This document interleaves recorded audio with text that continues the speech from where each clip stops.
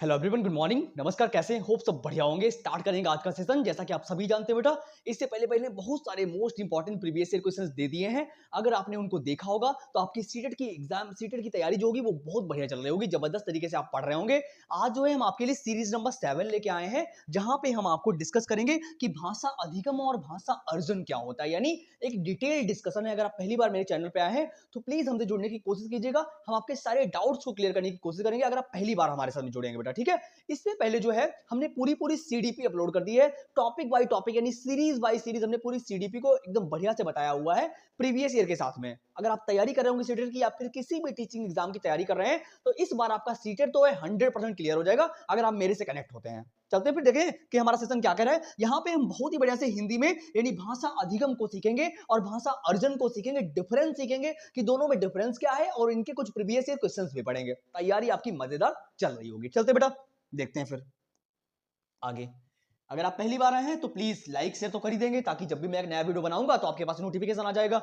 फिलहाल के लिए अगर आपको सेशन अच्छा लगता है तो फिर आप कर दीजिएगा, नहीं भी करेंगे तब भी फिलहाल के लिए काम चल जाएगा। चलते फिर देखते हैं, पढ़ेंगे हमारा कि भाषा अधिगम एवं अर्जन क्या होता है। यानी आज का जो हमारा इंपॉर्टेंट टॉपिक रहेगा कि भाषा अधिगम क्या होता है और अर्जन क्या होता है। लैंग्वेज लर्निंग एंड एक्विजिशन, यानी दोनों में डिफरेंस को बहुत ही बेहतरीन ढंग से सीखेंगे बेटा। इससे पहले कि मैं सेशन स्टार्ट करूं, आप प्लीज लाइक शेयर तो कर ही देंगे अपने दोस्तों में जो भी सीटेड एग्जाम की तैयारी कर रहे हैं फिलहाल के लिए। ओके बेटा, चलते फिर आगे। आज हम सीखेंगे सबसे पहले कि भाषा अर्जन क्या होता है, यानी बहुत ही डिफरेंट वे में बढ़िया तरीके से सीखने वाले हैं भाषा अर्जन की प्रक्रिया के बारे में। अब आप बेटा खुद से समझिए कि भाषा अर्जन क्या होता है, ठीक है। इससे पहले जो मैंने वीडियो दिया था, कुछ लोगों को मेरे बेटा कहने से प्रॉब्लम है, सॉरी फॉर दैट। मैं एक स्कूल में टीचर हूं, इस वजह से वो मेरी आदत पड़ गई है बेटा कहने की। फिलहाल के लिए मैं कोशिश करूंगा कि आपको दोस्त बोलूं, क्योंकि आप बड़े हैं, एक एग्जाम की तैयारी कर रहे हैं। एक्चुअली मैं स्कूल से जुड़ा हुआ हूं, इस वजह से बार बार बेटा कहने की आदत पड़ गई है। फिलहाल के लिए आप बुरा मान मत माने, सॉरी फॉर दैट। ओके बेटा, चलते हुए देखें हम भाषा अर्जन के बारे में सीखेंगे आज की भाषा अर्जन क्या होता है। भाषा अर्जन एक ऐसी प्रक्रिया होती है जहां पे हम बहुत ही इजी तरीके से सीखेंगे कि अर्जन का मतलब यह है कि जब आप किसी भी चीज को एनवायरमेंट से सीखते हैं, यानी आपके आसपास के लोग कैसे हैं, यानी वातावरण में जिस प्रकार के लोग रह रहे हैं, आपके आसपास के लोग किस तरीके से बातें करते हैं, किस तरीके का बिहेवियर करते हैं। यानी अर्जन एक ऐसी प्रक्रिया है जहां पे आपको किसी स्कूल में जाने की जरूरत नहीं है। मतलब यहां पे कहने का मतलब यह है कि यह एक स्वाभाविक प्रक्रिया है। आप अपने स्वभाव से, नेचर से, यानी जैसे कि आपके पेरेंट्स होते हैं, आपके एनवायरमेंट में लोग कैसे रह रहे हैं, आपके दोस्त यार किस तरीके के हैं, तो वो जिस तरीके से बातें करते हैं आप उनका अनुकरण करके सीखते हो, उसको हम भाषा अर्जन बोलते हैं। बहुत ही सिंपल टॉपिक है, एकदम जहर तरीके से हम पढ़ रहे हैं, कोई भी आपको दिक्कत नहीं होने वाली। यहां पे आपको डिफरेंट वे में आपका दिमाग लगाने की जरूरत नहीं है, बहुत ही सिंपल है, ठीक है। देखते हैं, इन्होंने लिखा है कि भाषा अर्जन एक ऐसी प्रक्रिया है जिसके अंतर्गत बच्चा अपने आसपास के वातावरण, इन्वायरमेंट, परिवार, फैमिली में रहकर भाषा को सीखता है। अब आप मेरी बात बताइए कि यहाँ पे कह रहे हैं कि जब आप पैदा होते हैं तो शुरू से ही में आपको स्कूल में नहीं डाल दिया जाता। भाई शुरू में आपको स्कूल में थोड़ी ना डाल दिया जाता होगा, है ना। तो वहां पे वही है कि आपके आसपास के लोग कैसा बिहेवियर करते हैं, किस तरीके से बातें करते हैं, है ना, उनका आप अनुकरण करके, बच्चा छोटा होता है तो उनको देख देख के सीखता है ना, देख देख के काम करने की कोशिश करता है। प्याजे ने कहा है कि बच्चे जो होते हैं वो नन्हे साइंटिस्ट होते हैं, है ना, यानी वो अन्वेषण करते हैं, खोज करते हैं। तो वही बात यहाँ पे कह रहे हैं कि भाषा अर्जन का मतलब है कि जब आप इन्वायरमेंट से सीखते हैं, आपके आसपास के लोग कैसे हैं, आपकी फैमिली कैसी है, किस तरीके से बातें करते हैं, तो वहां से भाषा को जब आप सीखते हैं तो उसको भाषा अर्जन कहते हैं। सीटेट का नोटिफिकेशन जस्ट आउट होने वाला है, आप अभी से तैयारी करिए ताकि आपका स्कोर जो है वो बहुत ही बढ़िया है। ओके, चलते फिर आगे। लिखा हुआ है कि वह दूसरों का अनुकरण यानी इमिटेशन करके भाषा को सीखता। मैंने अभी आपको बताया कि भाषा अर्जन एक ऐसी प्रक्रिया है जो स्वाभाविक प्रक्रिया है, यानी आप अपने स्वभाव से, यानी उसमें आपको एफर्ट लगाने की जरूरत नहीं है। जिस एनवायरमेंट में, जिसके साथ में आप रहते हो, उसकी लैंग्वेज को, यानी उस एनवायरमेंट में आप अडेप्ट करने की कोशिश करते हो, वहां के वातावरण के परिवेश में ढलने की कोशिश करते हो। ओके, बहुत ही सिंपल है। आई होप तैयारी आपकी बढ़िया चल रही होगी। पहली बार आए तो प्लीज हमसे कनेक्ट होइए, आप कमेंट करिए, मैं आपके अकॉर्डिंग वीडियो लाने की कोशिश करूंगा। चलते फिर आगे देखते हैं हमारी आगे स्लाइड में इन्होंने क्या बोला है। फिलहाल के लिए आपको भाषा अर्जन तो समझ में आ गया होगा, और आगे चलेंगे, देखते हैं ये आगे क्या कह रहे हैं भाषा अर्जन के बारे में। थोड़ा सा इंपॉर्टेंट पॉइंट और है, इनको सीख लें, उसके बाद में हम मदर टंग के बारे में यानी मातृभाषा को डिस्कस करेंगे। थोड़ा इसको और पढ़िए और समझिए कि यहाँ पे क्या बोला है कि यह एक प्राकृतिक प्रक्रिया है, यानी नेचुरल प्रोसेस है, ये कोई आर्टिफिशियली नहीं है जहां पे कुछ बनाया जाए, एकदम नेचुरल प्रोसेस है, प्राकृतिक प्रक्रिया है। अगर आप कहीं पढ़ने भी नहीं जाओगे तब भी आप इसको अच्छे से सीख जाओगे। वही बात यहाँ पे कह रहे हैं कि इसके लिए कोई औपचारिक साधन की आवश्यकता नहीं पड़ती है, आपकी किताब बुक्स यानी किसी भी मटेरियल की नीड नहीं है, आप अपने स्वभाव से चीजों को सीख जाते हो। भाषा अर्जन तो आपको समझ में आ गया होगा, और ये 5 से 6 नंबर में टॉपिक है। इससे पहले मैंने सीरीज नंबर 6 दी, उसमें भी मैंने बहुत सारी इंपॉर्टेंट बातें बताई हुई है। यानी अभी हम सीरीज हिंदी चला रहे हैं, यानी हिंदी को अभी हम जस्ट 10 डेज में बेटा खत्म कर देंगे पूरी हिंदी को, जहां से आपके 15 नंबर बेहतरीन ढंग से खत्म हो जाएंगे। और इससे पहले हमने गद्यांश और पद्यांश के बारे में बता चुके हैं, बहुत बढ़िया सा पीपीटी के साथ में गद्यांश और पद्यांश को बता चुका हूं कि किस तरीके से आपको उनको अटेम्प्ट करना है। आप उन वीडियो को जाकर देखिएगा, आप गद्यांश और पद्यांश को अच्छे से अटेम्प्ट कर पाओगे जस्ट कुछ मिनट के अंदर। ओके, तो आप भाषा अर्जन को समझ गए होंगे कि यह एक ऐसी प्रक्रिया है जो नेचुरल प्रोसेस है, आपको एफर्ट करने की नीड नहीं होती है, आप एनवायरनमेंट से चीजों को सीख जाते हो। भाषा अर्जन की प्रक्रिया सहज, सिंपल और स्वाभाविक होती है। देखो वही बात कह दी यहाँ पे कि नेचुरल प्रोसेस है और स्वाभाविक है। सो कैसी है? स्वाभाविक यानी आपका स्वभाव, यानी आप नेचर वाइज सीख जाते हो, आप लोगों को देख के सीख जाते हो उनकी भाषा को, यानी वो जिस तरीके से बात करने की कोशिश करते हैं बच्चा उन्हीं के तरीके से अनुकरण करने की कोशिश करता है। वही बात यहाँ पे कह रहे हैं बेटा, इसमें किसी व्याकरण यानी ग्रामर की आवश्यकता नहीं पड़ती है। जब भी आपके सामने, अभी मैं प्रीवियस ईयर कराऊंगा तो आप देखिएगा कि जब हम ऑप्शंस को डिस्कस करेंगे तो वहां पे क्या है, कुछ ऑप्शंस में आपसे बोलेगा कि मुझे ये बताइए कि व्याकरण, यहाँ पे व्याकरण होगी। बेटा ऐसी कोई भी बात नहीं है, यहाँ पे आपको ग्रामर पे जाना ही नहीं है, एकदम सिंपल से क्वेश्चन आते हैं वो ग्रामर के, जैसे समास क्या होता है, संधि क्या होता है, जो आपने बहुत छोटे क्लासेस में पढ़ा होगा। एज अ टीचर, आप टीचर बनने की प्रिपरेशन कर रहे हैं, आप बड़े हैं, चीजों को समझते होंगे, ठीक है। फिलहाल के लिए तो आप ग्रामर पढ़ने की आपको नीड नहीं है सीटेट के अंदर, ठीक है। बहुत ही नॉर्मल से क्वेश्चन आते हैं जो आपको पढ़ने की बहुत पहले आपने 6-7 में डिस्कस किए होंगे। तो यहाँ पे कोई भी ऐसा नहीं है कि आपको जो है कि एफर्ट करना पड़े, ग्रामर पढ़ना पड़े, ऐसा कुछ भी नहीं, बहुत ही सिंपल प्रक्रिया होती है। हम डिस्कस कर रहे हैं भाषा अर्जन, जो एक स्वाभाविक प्रक्रिया है, एक प्राकृतिक प्रक्रिया है। ऐसे में आपको किसी भी प्रकार की, किसी साधन की आवश्यकता नहीं है, खुद ब खुद आप सीख जाते हो, अपने आसपास के लोगों से इंटरैक्ट करके, कोलैबोरेट करके, सहयोग करके जब सीखते हो तो वो भाषा अर्जन कहलाता है। अभी हम आगे सीखेंगे, देखते हैं कुछ आगे और इस पॉइंट में इन्होंने बोला हो तो आगे हम और समझ लें थोड़ा सा। बेटा डेली का डेली मैं 5 से 6 बजे के बीच में आ रहा हूं क्वेश्चन लेके आपके लिए, आप डेली पढ़ने की कोशिश कीजिए। आपको नोट्स पढ़ने की तो बिल्कुल भी नीड नहीं है कि आप कहीं भी जाके नोट्स पढ़ें, डेली इतने प्रीवियस ईयर पढ़ते रहिएगा, आपके सारा सीटेट जो है प्रिपरेशन आपकी बहुत अच्छी हो जाएगी। मैं सीडीपी को भी लेके चल रहा हूं, लाइक हिंदी हो या फिर उसके अलावा साइंस हो, हम 90 मार्क्स, जो 90 मार्क्स हैं वो कवर करने की कोशिश कर रहे हैं अभी, ताकि आपकी तैयारी जो है एकदम बढ़िया तरीके से हो जाए, आपको कहीं भी नोट्स पढ़ने की आवश्यकता नहीं है। अब हम डिस्कस करेंगे मातृभाषा के बारे में, यानी मदर टंग के बारे में। इससे भी क्वेश्चन आता है हमारे सीटेट में, बहुत ही ज्यादा क्वेश्चन पूछा गया है बार बार। अगर आप प्रीवियस उठा के देखेंगे तो 100 टाइम मदर टंग से क्वेश्चन रिपीट होता मिला हुआ है। अब इसका मतलब क्या है मातृभाषा का? आप सिर्फ आप क्या करिए, क्वेश्चन पे ये मत कहिए कि यहाँ पे लिखा क्या है, आप वर्ड पे जाइए कि वर्ड का मतलब क्या है। लाइक मैंने यहाँ पे जब मातृभाषा लिखा तो आपके माइंड में तुरंत आना चाहिए था कि मातृभाषा क्या होता है यार। मातृभाषा की बात है जो घर की भाषा होती है, यानी बच्चे जो इन्वायरमेंट से सीखते हैं, यानी अपने आसपास से जो सीखते हैं, वो मातृभाषा यानी मदर टंग होती है, ठीक है। तो वही बात यहाँ पे कह रहे हैं कि एनईपी यानी न्यू एजुकेशन पॉलिसी सन 2020 में क्या बताया गया था, और एनसीएफ में भी सन 2005 के द्वारा सबसे महत्वपूर्ण भाषा क्या है, मातृभाषा की बात कर रहे हैं। एनसी या एनईपी 2020 और आरटीई 2009 के अनुसार क्लास 8 तक मातृभाषा में शिक्षण देना चाहिए। यहां पे क्या बोल रहे हैं, बहुत ही सिंपल प्रक्रिया बताया, बहुत ही सिंपल यानी इंपॉर्टेंट पॉइंट है ये, जहां पे कह रहे हैं कि शुरुआती दौर में बच्चा जब क्लास 8 तक होता है, यानी 1 to लेके 8 तक की डिस्कस कर रहा हूं कि 1 से लेके 8 तक, उससे पहले जो भी आप एलकेजी यूकेजी लगा रहे हैं वहां से मतलब नहीं है, ठीक है। फिलहाल के लिए कह रहे हैं कि जब तक बच्चा क्लास 8 में नहीं आ जाए तब तक आप उसको उसकी मातृभाषा में, यानी उसकी घर की भाषा में चीजें प्रोवाइड कराइए। यानी घर की भाषा में जब चीजें उसको प्रोवाइड कराओगे तो वो जल्दी सीख पाएगा। यानी जब आप स्कूल में जाओगे, आप उसको दूसरी भाषा सिखा रहे हो, जैसे इंग्लिश सिखा रहे हो, किसी भी लैंग्वेज को सिखा रहे हो, तो वो दूसरी भाषा होनी चाहिए। शुरुआती दौर में क्लास 8 तक बच्चे को आप उसकी घर की भाषा में चीजें प्रोवाइड करवाइए, वो बच्चा जल्दी से सीख पाएगा, जल्दी से समझने की कोशिश करेगा जब उसकी घर की भाषा में आप बात करोगे, ठीक है, समझाने की कोशिश करोगे। तो वही है, ये एक रिसोर्स है। भाषा क्या है बेटा, भाषा जो है वो भाषा एक संप्रेषण का माध्यम है, यानी कम्युनिकेशन का एक माध्यम है। जैसे मैं आपको पढ़ा रहा हूं तो ये भाषा के माध्यम से आप सोचिए, खुद ब खुद सोचिए कि अगर भाषा ना होती, लैंग्वेज ना होती तो हम कैसे आपसे कोलैबोरेट कैसे आपको बोल के समझा पाते, है ना? यार इतनी सिंपल चीजें हैं, सीटेट तो ऐसे ही निकल जाएगा, आपको कुछ करने की आवश्यकता ही नहीं है। तो भाषा क्या है? भाषा से भी लैंग्वेज से भी क्वेश्चन आता है कि भाषा क्या होती है? ये एक कम्युनिकेशन यानी क्या नाम बात करने का एक माध्यम है, संप्रेषण का एक माध्यम, एकमात्र माध्यम नहीं है, एक माध्यम है, ठीक है? ऐसे बहुत सारे माध्यम हैं। ये भाषा भी उसके लिए एक माध्यम है। आगे क्या बोला? एक लैंग्वेज मातृभाषा में ज्यादा से ज्यादा विचारों की अभिव्यक्ति यानी जब बच्चे को कह रहे हैं शुरुआती दौर में 1 to 8 तक के लिए बच्चा है, जब शुरुआती दौर में आप उसके घर की भाषा में बात करते हो यानी जब मातृभाषा में बात करते हो तो बच्चा जल्दी सीखता है। वही बात यहाँ पे कह रहे हैं कि मदर टंग के बारे में एनसीएफ ने भी बताया हुआ है, एनईपी यानी न्यू एजुकेशन पॉलिसी जो आई है उसने भी यही बताया हुआ है आपको कि जब बच्चे को आप शुरुआती दौर में उसके जो इन्वायरमेंट की लैंग्वेज है यानी उसकी मातृभाषा जो है उसमें बात करेंगे तो बच्चा जल्दी अडैप्ट करेगा। ठीक है, आई होप समझ में आ गया होगा। तो अभी हम थोड़ा सा आगे चलने की कोशिश करेंगे।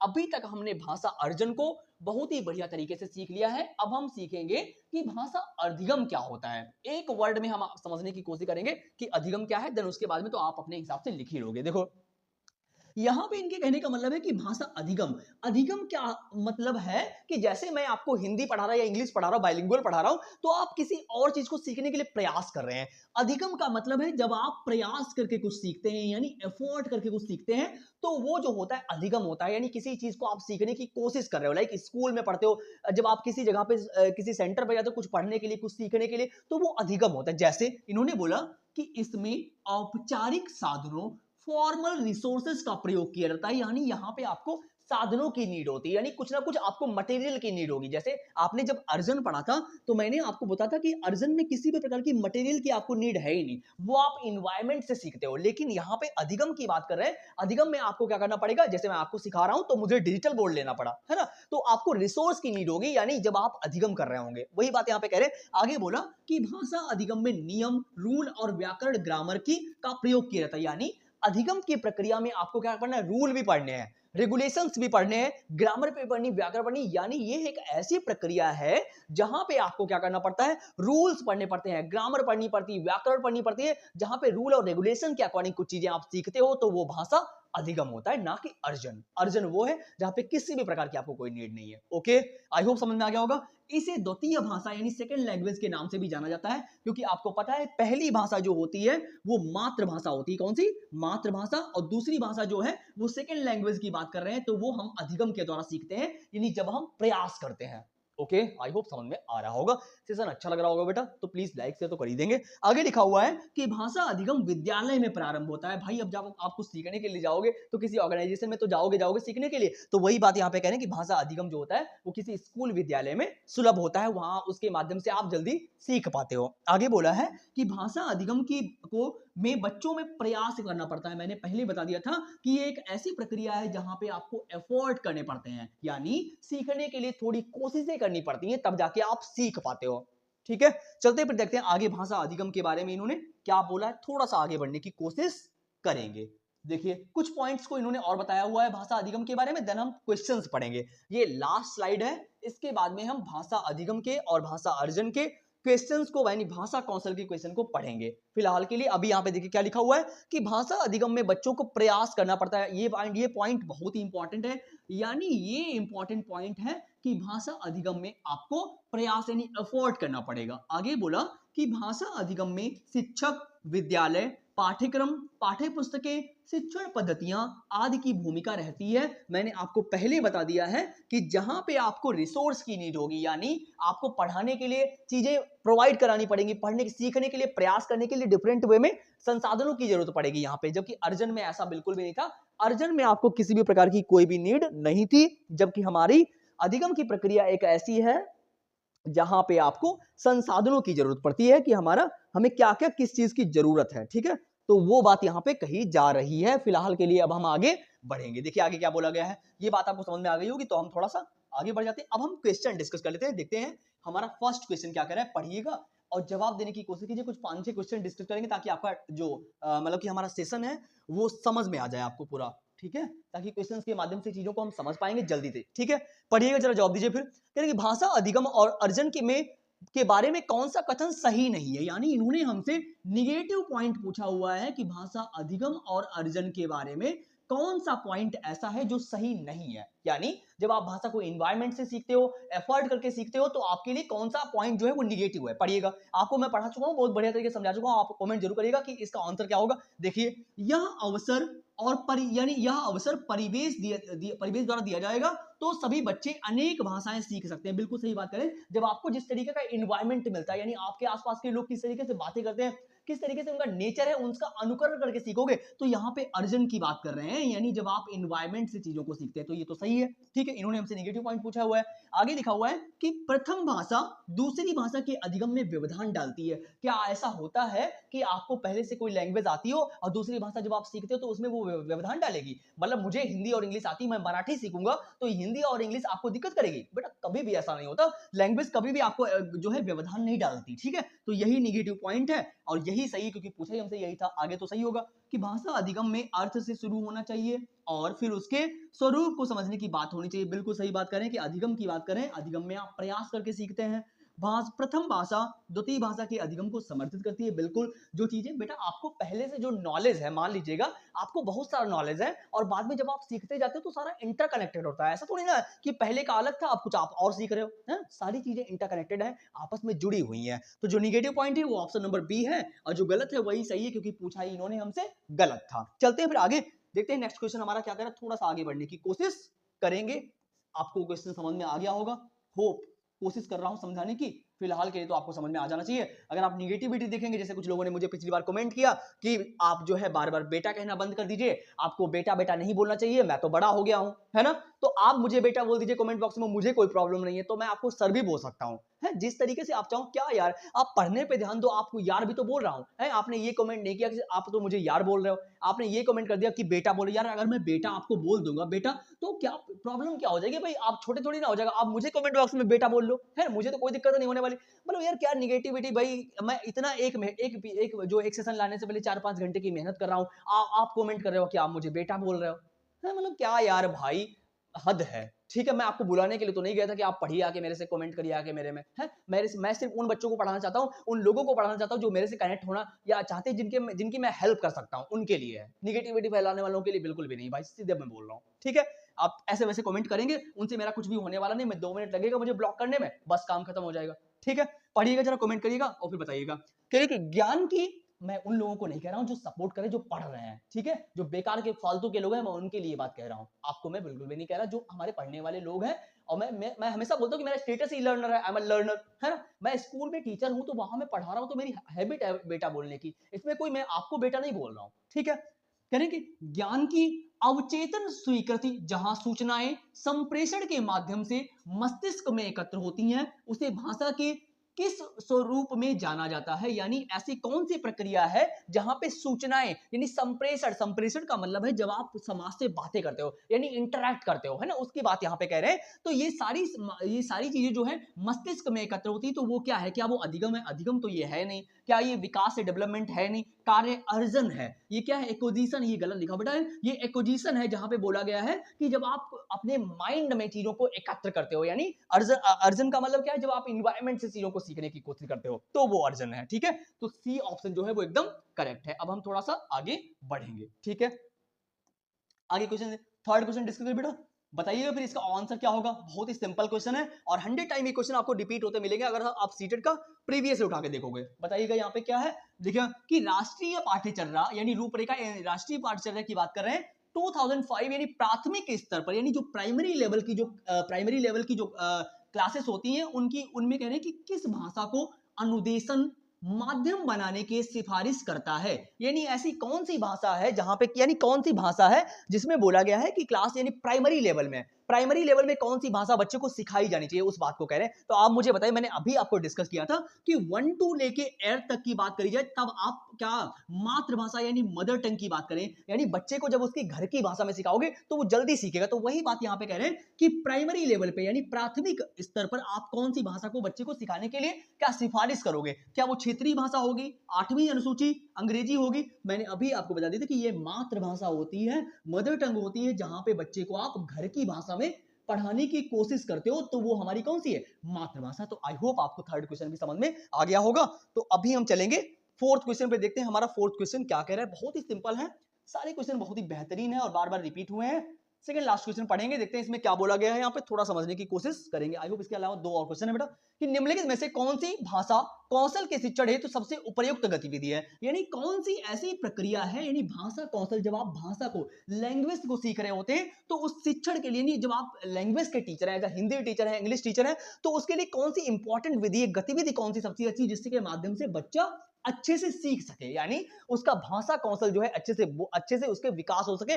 और भाषा कौशल की बात करें तो मैं आपको बता चुका हूं सुबोपाली। सुबोपाली का मतलब है ये 4 भाषा कौशल होते हैं। सु से सुनना, बी वा से बोलना, पा से पढ़ना लिखना है, यानी सुनना, बोलना, पढ़ना और लिखना जो होते हैं ये भाषा के कौशल होते हैं। कभी कभी आपसे डायरेक्टली भी पूछ दिया हुआ है सी टैब ने। देखिए यहाँ पे क्या लिखा, क्या ये कविता वाचन है? जब आप क्लास में गा गा के दिन भर कविता गाते रहो, और क्या उसका टीचिंग मेथड यानी भाषा अच्छे से सीख जाओगे? तो ऐसा तो नहीं है कि आप दिन भर कविता सिखाते रहो। कक्षा में वाद विवाद, दिन भर आप वाद विवाद करते बच्चों में लड़ाइयां करवाते रहो। सीधे सीधे बोला गया है WHO ने कि आपको बच्चों को मारना तोड़ना नहीं है, उनका मुर्गा मुर्गी नहीं बनाना है, आपको बच्चों में कंपटीशन नहीं करवाना है, जज नहीं करना कि तुम भैया अच्छे हो तुम अच्छे नहीं हो। बच्चों को मैंने बोल दिया है एक वर्ड, समावेशी शिक्षा यानी इंक्लूसिव एजुकेशन। आपको इंक्लूसिव एजुकेशन का मतलब क्या है कि जब आप डिफरेंट टाइप के बच्चे को, यानी कोई अपंग बच्चा है जिसके डिस्लेक्सिया हो सकता है, डिस्ग्राफिया हो सकता है, डिस्कैल्कुलिया हो सकता है, यानी डिफरेंट टाइप का बच्चा जब एक साथ बैठ के पढ़ रहा होगा और उनको आप डिफरेंट डिफरेंट टाइप के मेथड से पढ़ा रहे होंगे। ऐसा नहीं कि मैथड टीचर हूं मैं इसी मेथड से पढ़ाऊंगा तुमको समझ में आए या ना आए, ये चीजें पहले की थी। अभी क्या है, आपको बच्चे के अकॉर्डिंग संवेदनशील होना है कि उसको किस तरीके से समझ में आ रहा है, उस अकॉर्डिंग आपको काम करना है, ठीक है। तो ये बात तो ये तो हो नहीं सकता। आगे कह रहे हैं कि भाषा प्रतियोगिता, आपको प्रतियोगिता बार बार दिन भर प्रतियोगिता नहीं करानी, ठीक है। आपको ऐसे बच्चों का मन जो है हतोत्साहित होता है कि मैं यार पढ़ नहीं पा रहा हूं, ये पढ़ रहा है। तो फर्स्ट जो सबसे अच्छा इंपॉर्टेंट सबसे बढ़िया गतिविधि कौन है? कक्षा में नाटक करना। नाटक वो वाला नहीं दिन भर ड्रामा करते हो, ठीक है। नाटक का मतलब है आप रोल प्ले करते हो। रोल प्ले का मतलब है कि आप यहाँ पे लैंग्वेज को सीख रहे हो, यानी जब आप नाटक करोगे, कैरेक्टर प्ले करोगे, तो आप लर्निंग को यानी भाषा को बोलने की कोशिश करोगे, यानी एक्सप्रेशन के थ्रू बोलोगे जब आप क्लास में एक्टिविटी के माध्यम से, यानी नाटक कर रहे हो। यानी नाटक वो वाला नहीं जब आप ड्रामा करते हो, ठीक है। ये नाटक है, आप कैरेक्टर में रोल प्ले कर रहे हो, ठीक है। तो जो हमारा बी ऑप्शन जो है वो एकदम करेक्ट है। अब हम चलेंगे थोड़ा सा आगे, देखते हैं हमारा अगला क्वेश्चन क्या कह रहा है। सिंपल है, बहुत सिंपल है, काम करते रहिए। आपको पता है इतना कंपटीशन बढ़ रहा है दुनिया में और इतने लोग हैं, तो ऐसे में आपको काम करने की जरूरत है। आप काम करते रहिए, ठीक है। उसके बाद में रिजल्ट आपको खुद ब खुद मिल जाएगा। कि समाचार पत्र की मुख्य पंक्तियों पर सरसरी दृष्टि डालना किस प्रकार का पठन? देखो ये क्वेश्चन एकदम सिंपल पूछ दिया गया है, ये सन 2023 में पूछा गया है बेटा, ठीक है। पेपर नंबर 2 में पूछा गया था कि जो समाचार पत्र होते हो, पढ़ रहे होते हो, जल्दी जल्दी आप उसमें निगाहें डाल लेते हो, तो इसका क्या मतलब है? क्या ये गहन पठन, देखो इस वर्ड इसके मतलब माध्यम से समझ में आ रहा है कि सरसरी तौर पे जब हम पढ़ रहे हैं तो गहन पठन कहां से होगा? गहन पठन तो वो होता है जब हम डिटेल में पढ़ते हैं, है ना। बारीकी से पढ़ना है क्या? ये बारीकी से पढ़ना कहां से होगा भाई? जब सरसरी तौर पर पढ़ रहे हैं। बारीकी का मतलब भी होता है जब आप डिटेल में पढ़ते हो। विस्तृत का मतलब भी वही होता है जब एक्सप्लेनेशन के साथ में डिटेल में डिस्कस करते हो। तो ये तो नहीं होगा, एलिमिनेट करना सीख जाओ भाई।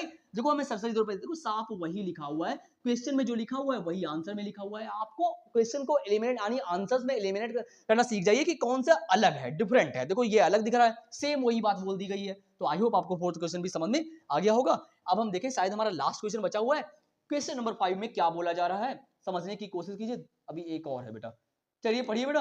कि क्वेश्चन नंबर 6 में क्या बोला है कि राष्ट्रीय शिक्षा नीति सन 2020 कहती है, यानी राष्ट्रीय शिक्षा नीति जो है वो क्या कहती है उसको बताने की कोशिश करिए। जरा बताइए कि क्या बोला जा रहा है, ऑप्शन को पढ़िए और बताइए कमेंट बॉक्स में यहाँ पे क्या बोला जा रहा है। कह रहे हैं कि विद्यालय में अधिगम के लिए बहुभाषिता और भाषाओं की शक्ति आवश्यक है। आगे की शिक्षा को सहज, देखो ये तो कुछ हो नहीं सकता कि राष्ट्रीय शिक्षा नीति जो सन 2020 की है वो केवल एक ही बात को कहती है कि अधिगम के लिए बहुभाषिता। हमको मालूम है कि हमारा देश जो है, भारत जो है वो एक बहुभाषी देश है, इसलिए यहाँ पे किसी भी राष्ट्रभाषा को नहीं बनाया गया है, क्योंकि यहाँ पे डिफरेंट टाइप की यानी डिफरेंट लैंग्वेज है, इसलिए इसको बहुभाषी देश बोलते हैं। यानी बहुत सारी भाषाएं हैं, इसलिए इन्होंने एक भाषा को, किसी भी भाषा को प्रायोरिटी नहीं दी है। जो हमारी हिंदी है वो हमारी एक राजभाषा है, ठीक है। इसमें बहुत सारे लोग कंफ्यूज रहते हैं। तो भाषाओं की शक्ति आवश्यक है, तो यही पॉइंट हमारा इंपॉर्टेंट है। यही जो राष्ट्रीय शिक्षा नीति है उसने कहा है, ये एकदम निगेटिव पॉइंट है, मैंने पढ़े भी नहीं, आप पढ़ लीजिएगा, ठीक है। फिलहाल के लिए तो हम आगे बढ़ेंगे, देखते हैं कि आगे हमारा क्वेश्चन क्या कह रहा है। क्वेश्चन नंबर 7 लास्ट क्वेश्चन है, इसको पढ़िएगा और जवाब दीजिए कि यहाँ पे क्या बोला जा रहा है। मैंने ये सारी बातें सेशन में बता रखी है पहले से ही, ताकि आप जवाब दे सको। क्या कह रहे हैं कि एक बच्ची अपनी विद्यालयी शिक्षा अपनी मातृभाषा में आरंभ करती है तथा वह हाई स्कूल पूरा करने तथा उसमें अनेक भाषाएं जोड़ने की ओर अग्रसर होती है। इस भाषा शिक्षा युक्ति को क्या कहेंगे?